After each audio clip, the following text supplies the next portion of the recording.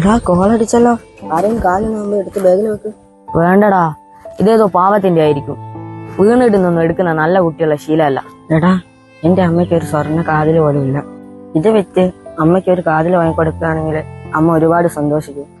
പിന്നെ നിന്റെ അമ്മക്ക് സ്വർണം വാങ്ങി കൊടുക്കണമെങ്കിലേ ഇനി പഠിച്ച് നല്ലൊരു ജോലിയെല്ലാം വാങ്ങിറ്റാ, അല്ലാണ്ട് വീണ് കിട്ടിയ സ്വർണം കൊണ്ടല്ല.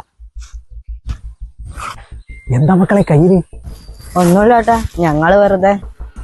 അല്ല കേട്ടോ, ഇതാടുന്ന് വീണ് കിട്ടിയേനു. ഇതൊന്നെങ്കിൽ നമുക്ക് ഉടമസ്ഥനെ ഏൽപ്പിക്കാം, അല്ലെങ്കിൽ പോലീസ് സ്റ്റേഷനിൽ ഏൽപ്പിക്കാം.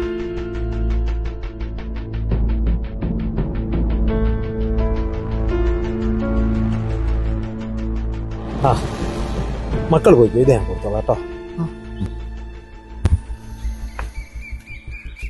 നീ എന്തിനാണ് തിരിച്ചു കൊടുത്തേ? എന്തൊക്കെ പ്രതീക്ഷകളുണ്ടായിരുന്നു എന്റെ മനസ്സില്? എന്താടാ?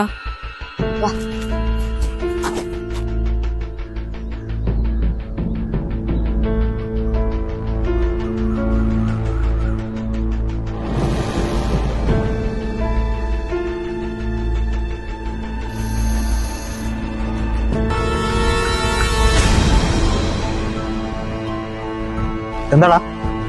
ഏട്ടാ, ആ പേഴ്സ് തിരിച്ചു വേണം. ഏത് പേഴ്സിന്റെ കാര്യമാടാ പറയുന്നത്? കുറച്ചു മുമ്പ് ഞങ്ങളൊരു പേഴ്സ് തന്നില്ലേ, ആ പേഴ്സ്. മോനെ, ഞാൻ ലേശം പെശ കേട്ടോ. മക്കൾ വിട്ടോ വിട്ടോ. ഏട്ടാ, വെറുതെ സീൻ ഉണ്ടാക്കണ്ട, ആ പേഴ്സ് തിരിച്ചാ. എടാ മോനെ, സ്വർണം തന്നെ ആ പേഴ്സിനകത്തുള്ളത്. പകുതി നിങ്ങൾക്ക് തരും, നമുക്ക് വിൽക്കാം. ഇവിടെ സ്വർണത്തിനൊക്കെ പെട്ടാ വില. അതന്നെയാട്ടാ ഞാൻ ഇവനോട് പറഞ്ഞു. ഇന്നത്തെ കാലത്ത് ആരെങ്കിലും സ്വർണം വീണ് കിട്ടിയാൽ തിരിച്ചു കൊടുക്കും? സന്തോഷിക്കാനുള്ള നിമിഷങ്ങളല്ലേ ഇത്, നമുക്ക് സന്തോഷിക്കടാ.